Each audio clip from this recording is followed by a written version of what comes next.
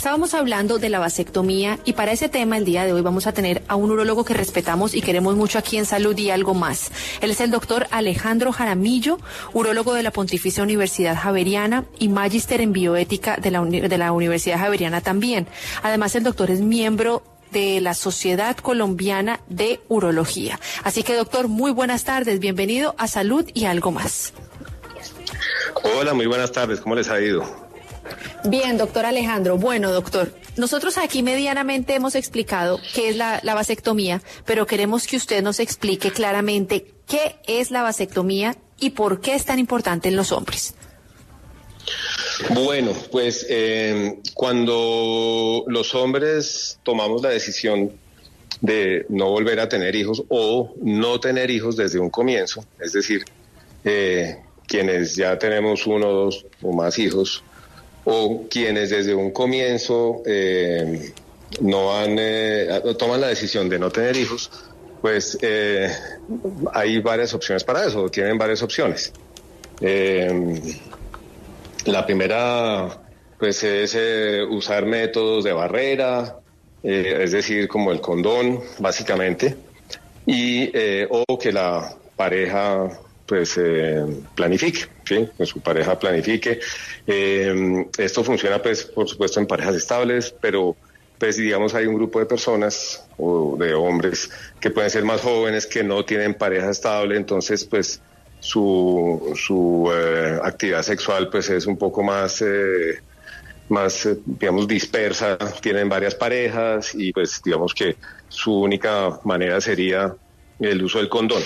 Cuando definitivamente el condón para esa persona no es una opción o uno quiere tener un método de planificación definitiva en el hombre, pues lo que viene es la vasectomía. ¿Y la vasectomía qué es? Pues es un procedimiento quirúrgico realizado normalmente bajo anestesia local, es decir, que solamente se anestesia el área donde uno va a operar.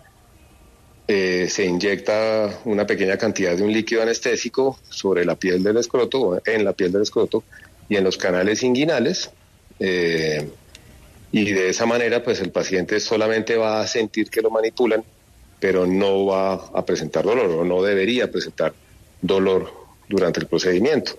Y lo que se hace entonces es abrir un poquito la piel y mediante la palpación del cirujano encontrar ese tubito que es el que lleva los espermatozoides desde el testículo hasta las vesículas seminales.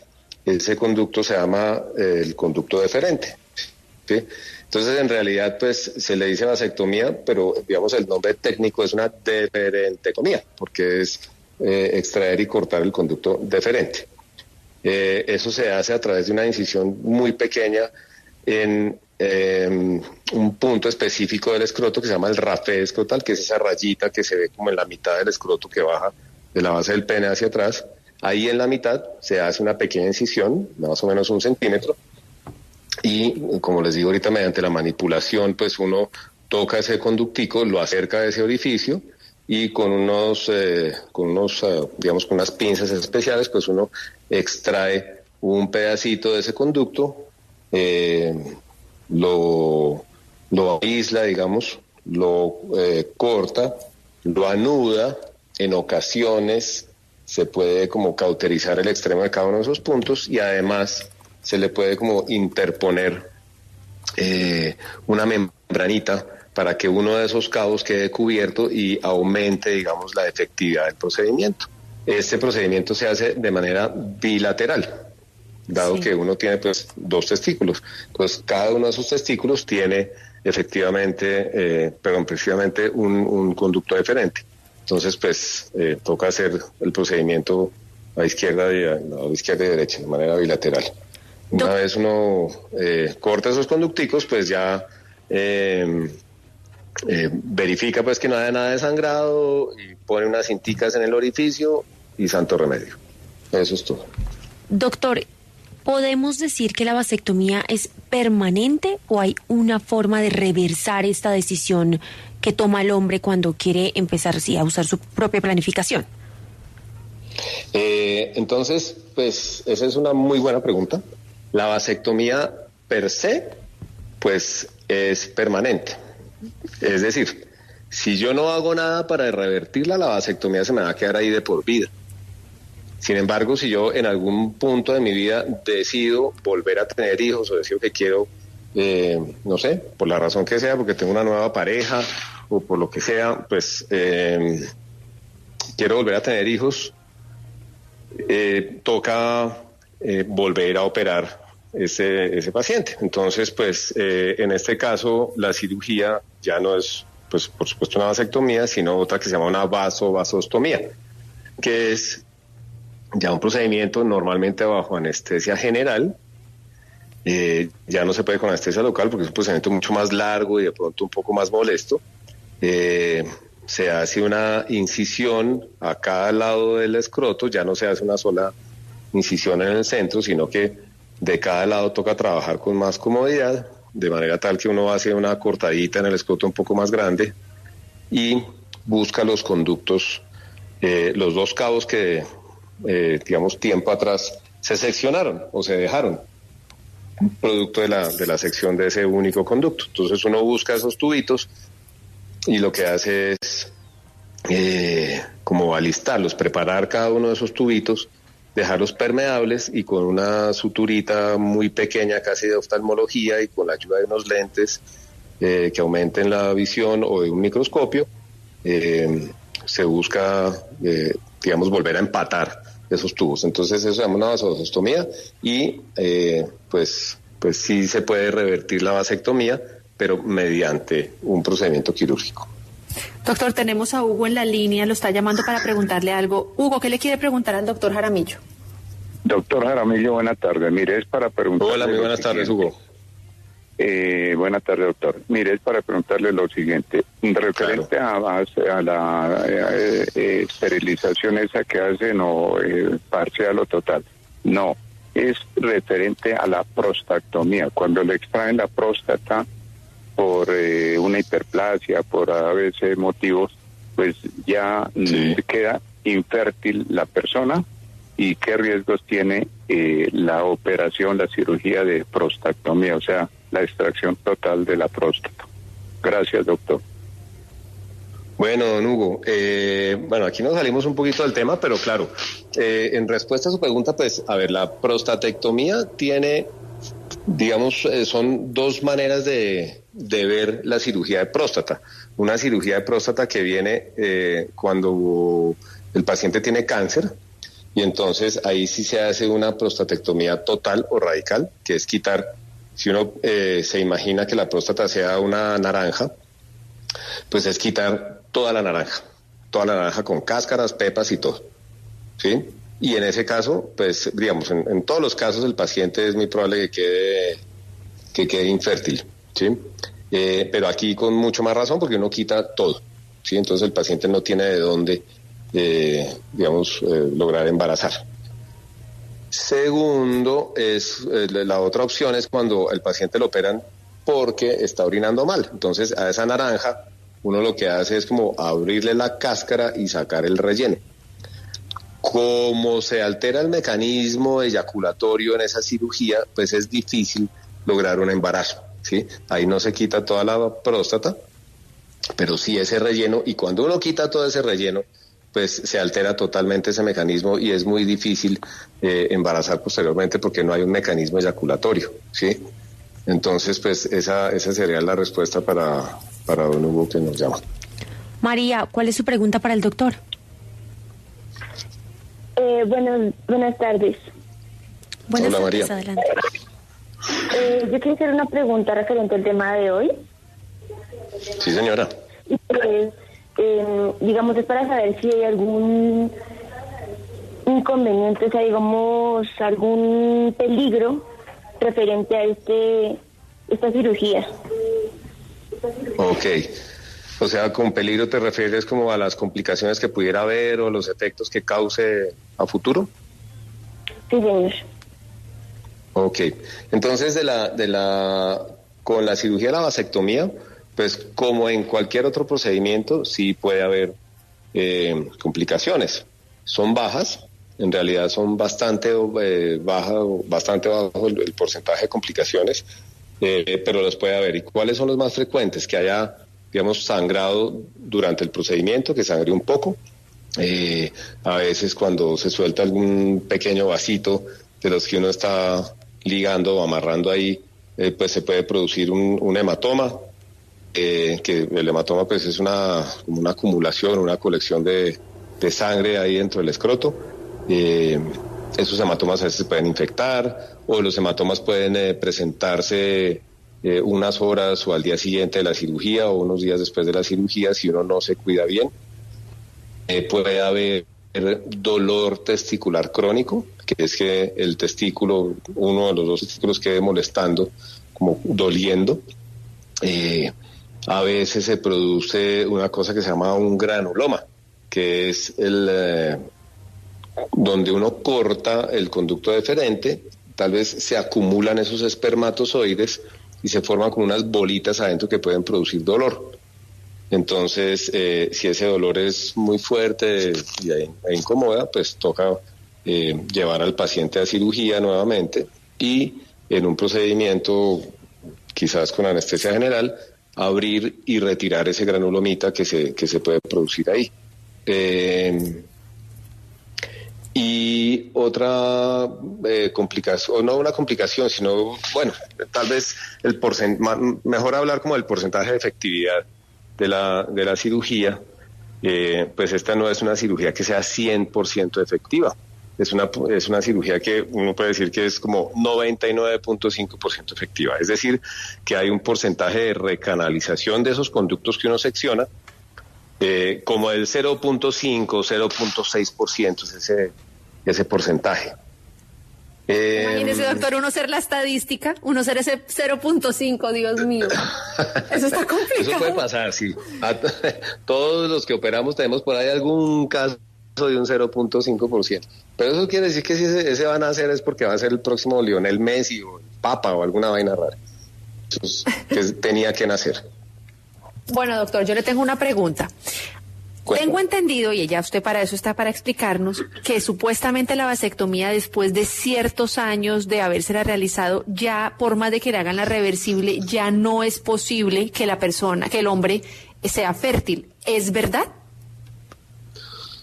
Es decir, que si revierten la vasectomía después de un tiempo.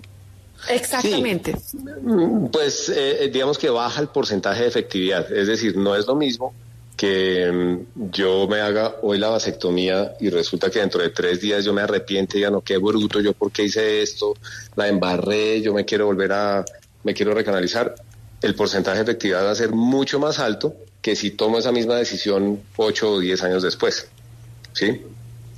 Eso es así. Ahora, si yo tengo 20 años y tomo esa decisión, pues me va mejor que si tengo 65 o 70 años y tomo esa decisión. Ahora, eso no es ley, digamos, ¿no? Hay gente mayor que todavía embaraza, pero por supuesto que si uno le pone una talanquera de ese tamaño, como tener que volver a unir, a recanalizar los conductos, pues va a ser, digamos, probablemente menor el porcentaje de efectividad. Pero ahí lo que tiene mucho que ver es el tiempo, ¿sí? El tiempo que uno, en el que el tiempo que pasa entre la vasectomía y la vasostomía. Doctor, ahí está John, que quiere hacer una pregunta. John, adelante. ¿Quién, perdón? John, sí. Hola, okay. John, buenas tardes. Bájale al radio un poquito. Ya le bajé todo. Adelante. Ok, buenas tardes. ¿Cómo está? Hola, John, ¿cómo le va?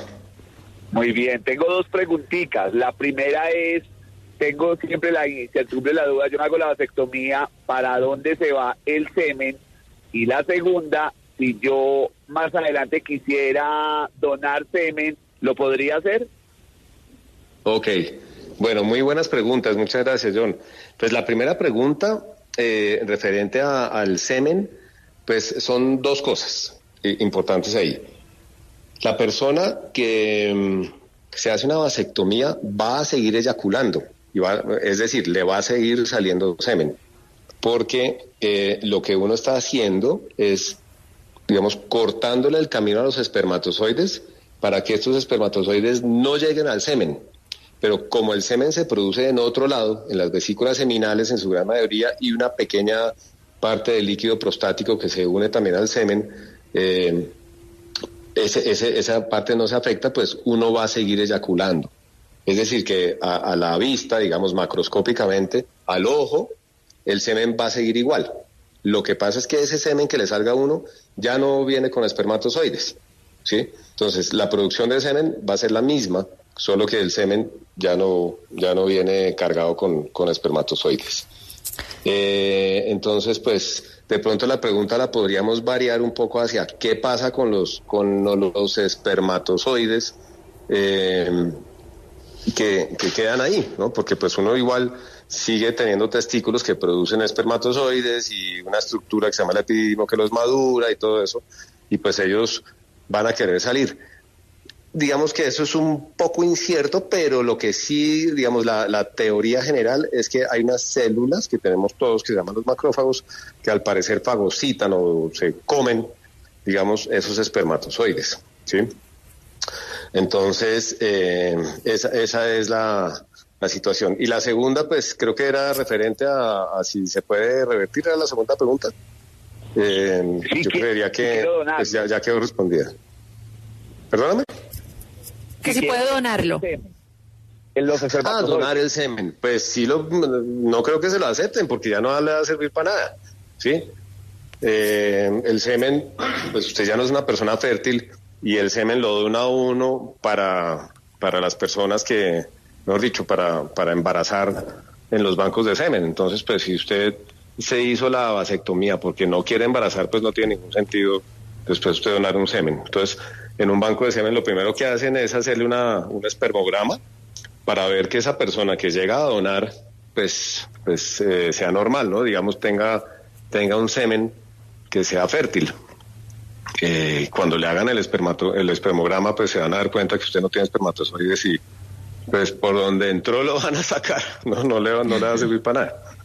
Bueno, doctor, sí. Vamos a ir a una pausa. Quiero recordarle a todos los oyentes las líneas telefónicas para que sigan llamando 601-326-2325 o 601-326-2350 o nuestro WhatsApp 317-666-9283. Estamos en Salud y Algo Más hablando hoy sobre la vasectomía. Y mire, doctor, acá hay una pregunta que me hace un oyente que se llama Horacio y me parece muy interesante.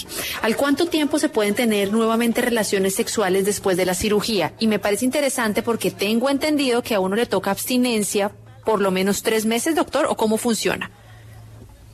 Bueno, muchas gracias por la pregunta.